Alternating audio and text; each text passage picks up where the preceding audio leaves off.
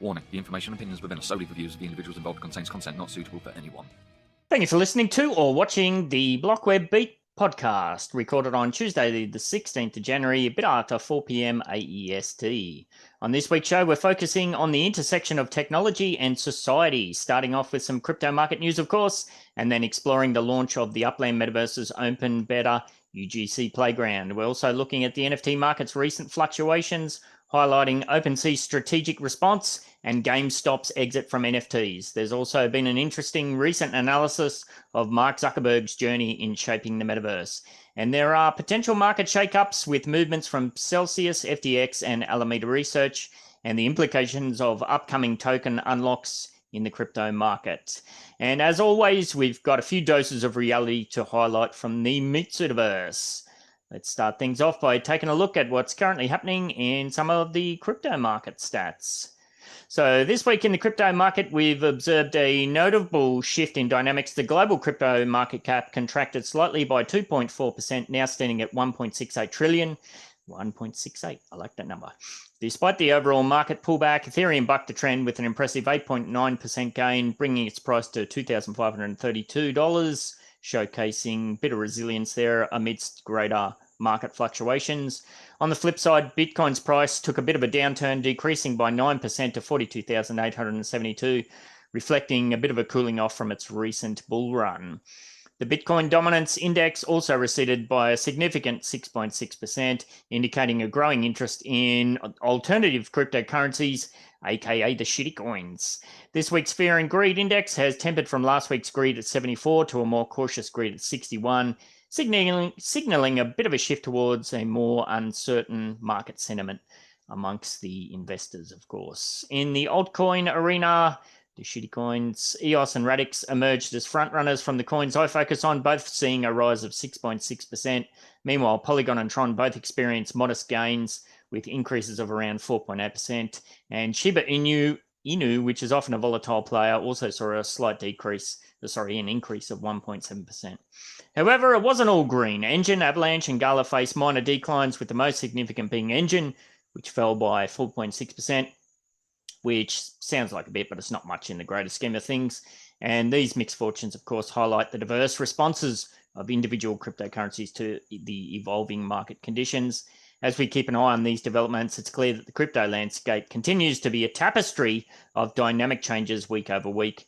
And that's the quick beat on some of this week's crypto market movements. Now, in this week's blockchain and cryptocurrency news, we're bracing for potential market turbulence, some more of that on the way perhaps, as key players like Celsius, FTX, and Alameda Research are moving significant funds to centralized exchanges, a move that's seen as a prelude to liquidation amidst rising asset values. Celsius alone transferred over 125 million in Ethereum to various exchanges, including Coinbase and FalconX. Despite these movements, Celsius still holds a substantial reserve, including 539,000 Ethereum and 9,799 BTC. Similarly, FTX, Alameda Research have been transferring crypto coins totaling around 28.2 million last week. This includes Wrap, Bitcoin, and Ethereum, as we mentioned. But there's more fuel to the fire on the way. Around 407 million worth of tokens from 7 different altcoins are set to be unlocked. BitDale leads the pack, poised to release tokens valued at 147 million and change, which is a staggering almost 2% of its total token supply. Other significant unlocks include SEI, SAY, Uni, ACE, LDO, AEX, and 8 tokens. These developments suggest we might see substantial sell-offs in the crypto market, but that could always be buoyed by people buying up the Bitcoin price as well. So it might not all be doom and gloom. The actions of Celsius, FTX, and Alameda Research, coupled with massive token unlocks, could significantly influence market dynamics. So it's going to be interesting to check on this next week. There's a lot of movement and shaking on the way. We'll have to wait and see. Could be a crucial one in the crypto market. We do know a lot of people are expecting a bit of a pullback. We did have that mini, the bull run. We'll see if the bears take control again. So yes, we'll check in on that next week. Over to Upland now, and exciting developments in the Upland Metaverse this week as Upland unveiled the Upland UGC Playground, which is now in open beta. It's accessible at ugc.upland.me, link in the description, and this new edition opens doors for everyone to explore and unleash their creativity within Upland. Players can now adorn their parcels with various structures and map assets, although vehicle support is slated for a future update. So what this means is if you want to buy a particular property and you're not sure if, say, for example, a medium factory is going to fit on it, well, you'll be able to test it out, although there is a few quirks still being ironed out with that system. So yes, as I just said, for general players, this feature is a game changer, allowing you to try before you buy for many properties. You can now check the size of properties to ensure they fit a variety of structures. Think some of the new UGC winners of various contests and that. Some of those are quite large, those buildings, and especially if you're buying a large property in the secondary, this is a great feature to have to ensure that you're not wasting your time, your UPEX, and your energies. So UGC artists are also in for a bit of a treat because the playground offers capabilities for visually previewing and validating models right on the Upland map, enhancing the creative process.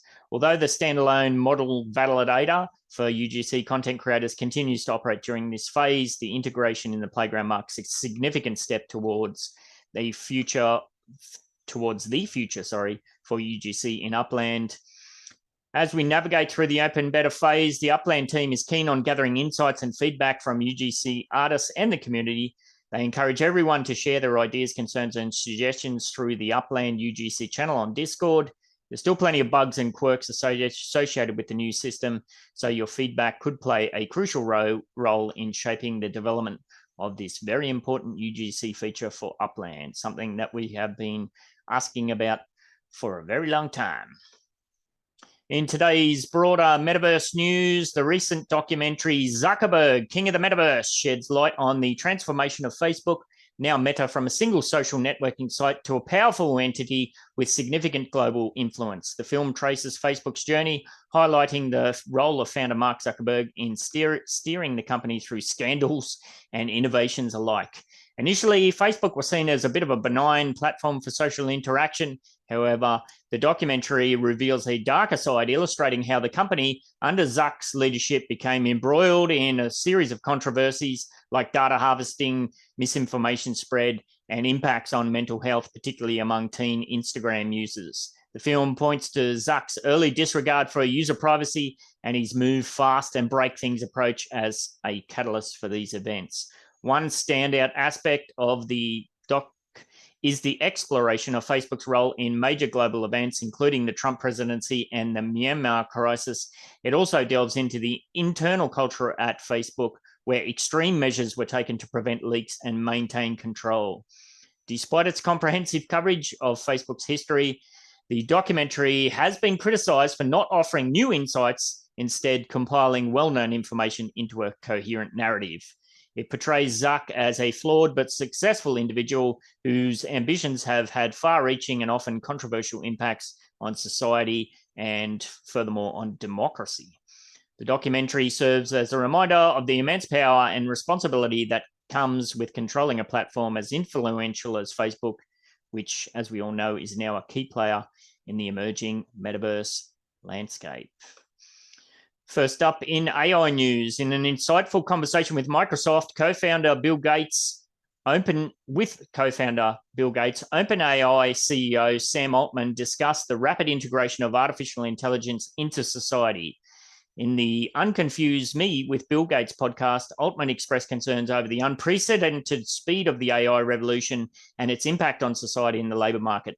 He emphasized the AI's swift technology advancements outpacing previous technology revolutions, necessitating faster adaptation than ever before. Altman also touched upon the future role of AI in robotics, suggesting that AI models could soon enhance language understanding and video comprehension in robotics. Additionally, he predicted significant progress in AI reasoning ability, and in the upcoming years, we'll see more and more of that spread at just an exponentially rapid pace. The conversation highlighted the need for robust and responsible AI development, underscoring Altman's belief in the necessity of a global regulatory body to oversee these powerful systems. What could possibly go wrong?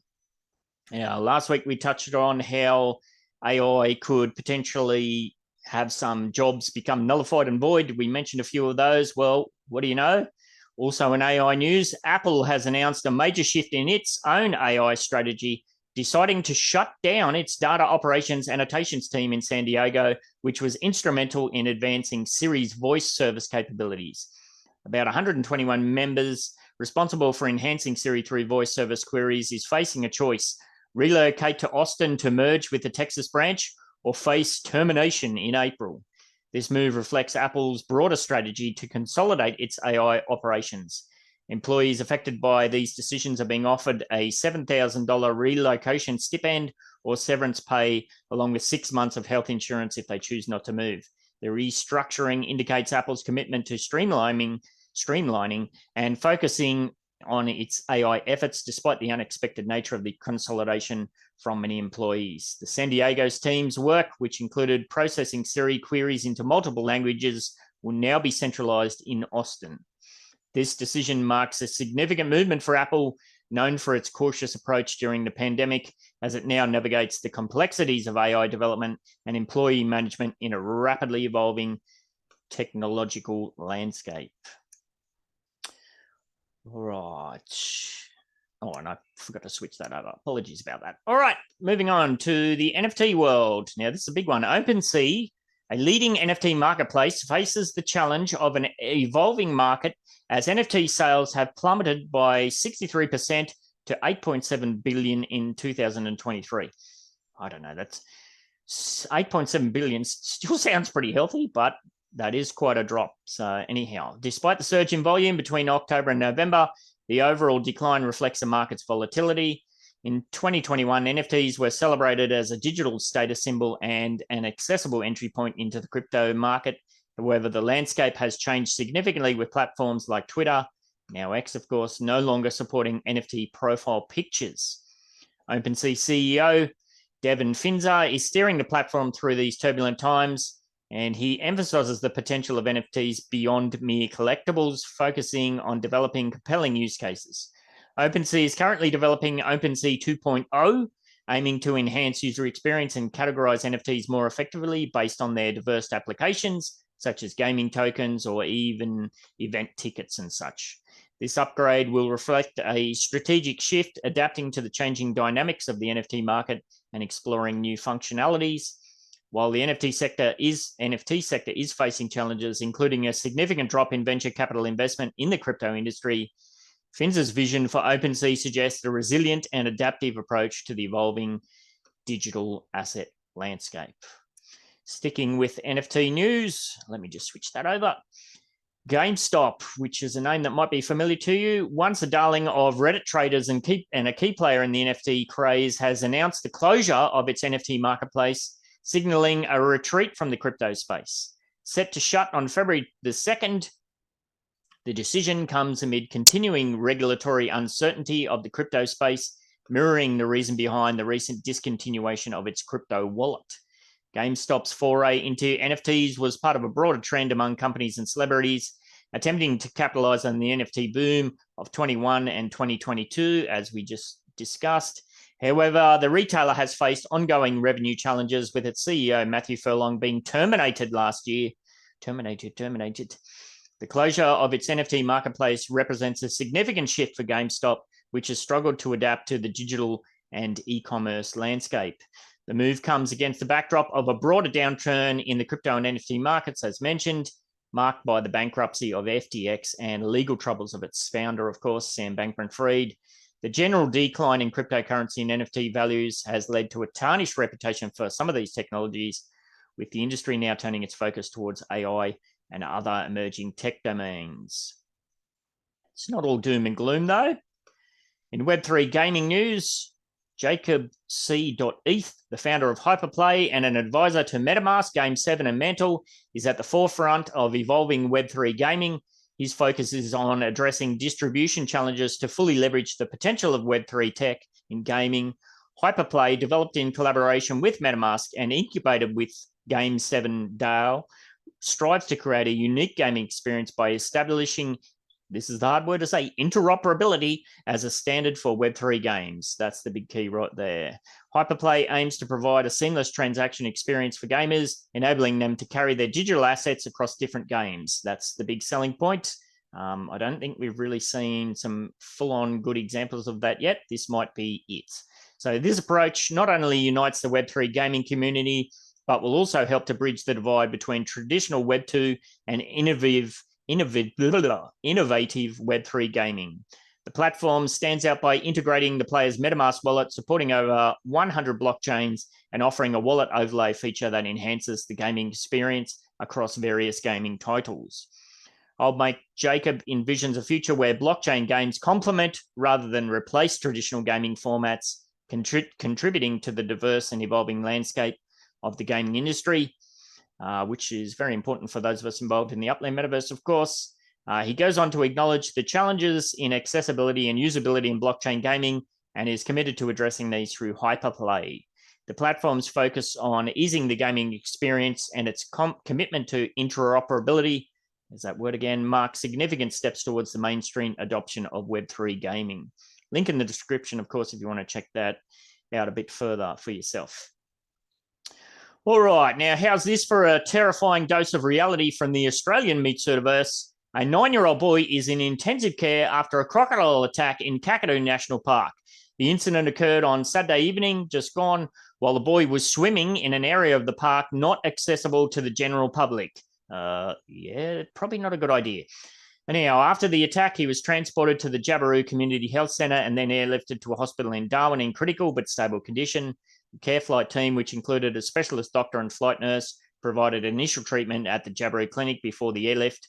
Kakadu National Park, if you're not aware, is home to about 10,000 crocodiles, and there's warnings to visitors all over the place of the potential presence of these dangers, among many others, as far as dangerous animals and whatnot around the place. So Parks Australia has been notified of the incident and emphasises the importance of heeding crocodile warning signs and being cautious near water bodies in the park.